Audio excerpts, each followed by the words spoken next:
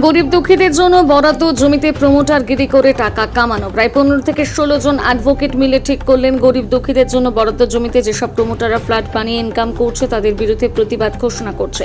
তারা ডকুমেন্ট প্রমাণ ইত্যাদি জোগাড় করে কোর্ট প্রসিড করেছেন এবং তদন্তের ব্যবস্থা করেছেন। মুখ্যমন্ত্রীকে এই বিষয়ে অবগত করেছেন। 2022 সালে হাইকোর্টে এই অ্যাডভোকেটরা একত্রিত হয়ে প্রতিবাদে মুখর হয়ে ওঠেন। ঘটনাটি হলো সেন্ট্রাল গভর্নমেন্ট থেকে 500 বিঘা জমি বরাদ্দ হয়েছিল দুস্থদের বিনামূল্যে বাড়ি করে দেওয়ার জন্য। জায়গাটা বেলেঘাটা রানী রাসমণি বাজারের কালাল পেরিয়ে কামাল রোডে। তৎকালীন গভর্নমেন্ট কিভাবে স্ক্যাম করেছি এবং সরকারি জায়গা কিভাবে স্ক্যাম করেছি সেটা নিয়ে আমরা আজকে শহর হয়েছি। এই কারণে আমাদের ডকুমেন্ট, আমরা তো এমনি কথা বলতে পারি না, অ্যাজ এ লয়ার হিসাবে আমরা ডকুমেন্ট ছাড়া আমরা কোনো জায়গায় মিডিয়া, কোনো জায়গায় কোর্টে, কোনো জায়গায় প্লেস করতে পারি না। আজ যখন আমাদের কাছে সমস্ত ডকুমেন্ট এসছে, সেই জন্য আজকে আপনাদেরকে আহ্বান করেছি এই কারণে না, একটা সুপ্রিম কোর্টে একটা 2001 সালে একটা কেস হয়, দিল্লির কোনো এক বিধবা ব্যক্তি যারা স্ট্রিটে শুয়ে থাকে, হোমলেস পার্সন, পুয়ার মানুষ, তাদেরকে একটা যাতে সরকারি স্কিমে তাদের স্থায়ী বাসস্থানের জন্য কিছু করা যায়, তার জন্য একটা কেস হয় সুপ্রিম কোর্টে। সেই কেসে প্রাইমারিলি সমস্ত স্টেটকে বলে অর্ডার দেয় যে তোমরা এফিডেভিট করে বলো, তোমাদের রিপোর্ট দিয়ে আমাদের সুপ্রিম কোর্টে বলো। বলার পরেই বললেন যে স্টেট গভর্নমেন্ট সেখানে বলে দিল আমাদের প্রায় নিয়ার অ্যাবাউট 1 লক্ষ হোমলেস আছে এই ওয়েস্ট বেঙ্গলে, তার মধ্যে কলকাতায় আছে নিয়ার অ্যাবাউট 1000। এই প্রপোজাল যখন যায়, তারা প্রপোজালটা সেন্ট্রাল গভর্নমেন্টের কাছে পাঠায়, সেন্ট্রাল গভর্নমেন্টের কাছে তারা আইডেন্টিফাই করে ল্যান্ড, সেই ল্যান্ডটার নাম্বার হচ্ছে 33 ক্যারেন সাউথ রোড, সেটা হচ্ছে সরকারি জায়গা according to our information report documents. সেই জায়গার উপরে 500 প্রাথমিকভাবে 500 ঘর করার জন্য গরিব মানুষের জন্য যারা হোমলেস, 3000 লক্ষ টাকা প্রজেক্টের মধ্যে 1446 লক্ষ টাকা প্রাথমিকভাবে 2002 সালে স্যাংশন করে। সেই টাকা স্যাংশন করার পরে তৎকালীন ওই এলাকার এমপি মহাশয়া সুদীপ বন্দ্যোপাধ্যায়, যা ডকুমেন্টে দেখতে পাচ্ছি, পরেশ পাল, জীবন সাহা এবং অন্যান্য কেএমসির আধিকারিকরা 21শে ফেব্রুয়ারি 2014 সালে একটা ইনঅগ্রেশন প্রোগ্রাম করে এবং উদ্বোধন করে। কিন্তু সেই 500 ঘরের জন্য আজও পর্যন্ত গরিব মানুষের কোনো 500 ঘর নির্মাণ করা হয় নাই। ভাইরাস 2016 সালে একটা real estate spring city group, তারা ওই জায়গাটা বলছেন আমরা কিনেছি, তার কাছ থেকে কিনেছি সরকারি জায়গায়, ইন্ডিভিজুয়াল একটা ভুয়ো ডিড দেখিয়ে বলছে আমরা ওই জায়গায় কিনেছি সেই সরকারি জায়গায়।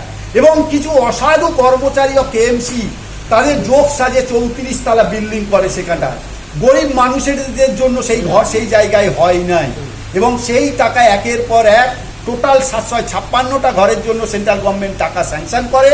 সেই টাকায় কোনো গরিব মানুষের ঘর হয়নি। সেখানটা 34 তলা, 31 তলা এবং 30 তলা ঘর মাল্টি স্টোরের বিল্ডিং হয়ে গেল এবং সেলিব্রিটিদের 4 কোটি টাকা একটা ফ্ল্যাটে করে বিক্রি করলো। আজ দুটোই প্রশ্ন, গরিব মানুষরা যেমন তারা ডিপ্রাইভ করলো তাদের হোমলেস থেকে, তারা রিয়েল মানে তাদের ঘর যাতে পায় সেখান থেকে যেমন ডিপ্রাইভ হলো, আর আজ যারা কিনেছে তারাও কিন্তু ডিপ্রাইভ হবে আজকের না হোক কালকে। তাহলে আমরা একটা আমার মক্কে কমপ্লেন করেছে ডিপ ইনকোয়ারি করার জন্য, যারা জড়িত আছে তারা স্ক্যানারে আসুক এবং ওটা লিগাল কি ইললিগাল, তারপরে যদি এটা লিগাল হয় কোনো পদক্ষেপ নিতে হবে না, ইললিগাল যদি হয়ে থাকে তাহলে আইন অনুসারে পদক্ষেপ নেবে। এটা আমরা আবেদন। আপনার কার থেকে ইঙ্গিত করছেন কলপিট আছে? হ্যাঁ, কলপিট কারা কারা আছে? কলপিট আছে কর্পোরেশনের আধিকারিক, আগে কর্পোরেশন অফিসার ছাড়া এরকম unauthorized construction in the city of ক্যালকাটায় হতে পারে না। সেন্ট্রাল প্ল্যানই পাস হতে পারে না। সেন্ট্রাল প্ল্যানটা পাস কি করে হলো? নেতারা মন্ত্রীরা না আঙুল না দেখায় তাহলে এই জিনিসটা হতো না। কিন্তু আমার কাছে ডকুমেন্ট আছে, আমি আজকে ডিসক্লোজ করছি না, এটা ফিউচারে হবে। এটা কোনো নেতা নেত্রী 30% 70% রেশিওতে এই বিল্ডিংটা স্ক্যামের লিগ্যাল দিকটা তো আমরা এক্সপোজ করব। বর্তমান সময়ে যেগুলো আছে আপনারটা দেখছেন, সুদীপ বন্দ্যোপাধ্যায় সাংসদ আছেন, আর বর্তমান আপনি যে জীবন সাহা বলছেন ওটা আপনারটা বিধায়ক হয়েছে নতুন আপনারটা চৌরঙ্গি থেকে। তো চৌরঙ্গি রোডই মনে আছে আপনারটা না না ইটালি তো এটা বর্তমান সময়ে আছে, তো এটাকে কিরকম দেখছেন আপনারটা যেরকম? আমি তো জানি না যে বর্তমান সরকার যে এসছেন, আমি মনে করছি যে আগের মতো এরকম স্ক্যাম হবে না। আজও পর্যন্ত যেটা পর্যন্ত দেখতে পাচ্ছি, আমি মনে করছি ঠিক স্ক্যানারে ইল্লিগ্যাল ঠিক উঠে আসবে যদি তদন্ত করা হয়। তদন্ত করতে গেলে হায়ার অফিসার ও নেতারা যদি বলে এই তদন্ত করবি না, তোর ওখানে ট্রান্সফার করে দেব, তারা চুপ করে থাকে। কিন্তু আমাদের অফিসারদের কোনো দোষ নেই, নেতারা যতক্ষণ এদের মাথায় হাত ছিল, তারা জড়িত আছে বলে সংশ্লিষ্ট আধিকারিকরা কোনো পদক্ষেপ নিতে পারেনি। আপনি ইঙ্গিত করছেন নগর উন্নয়ন মন্ত্রী যে ছিলেন, আমি ইঙ্গিত করছি না, আমার ডকুমেন্ট বলছি, আমার ডকুমেন্ট বলছি। আমি বলছি এই তো ডকুমেন্ট তাই বলছি, because of that he is the highest officer of the KMC, he may be involve. Okay sir, thank you so much. আচ্ছা স্যার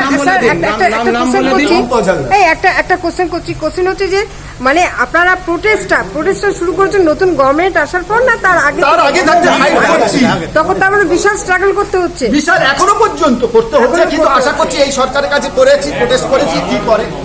আচ্ছা, আমরা এটা পার্সু করছি অনেক আগে থেকে, 2022 সাল থেকে। এখন মোমেন্টামটা গ্যাদার করেছে because of the new government. সেদিন ছাড়া পাইনি, আজকে এক্সপেক্ট করছি ছাড়া পাওয়া যাবে।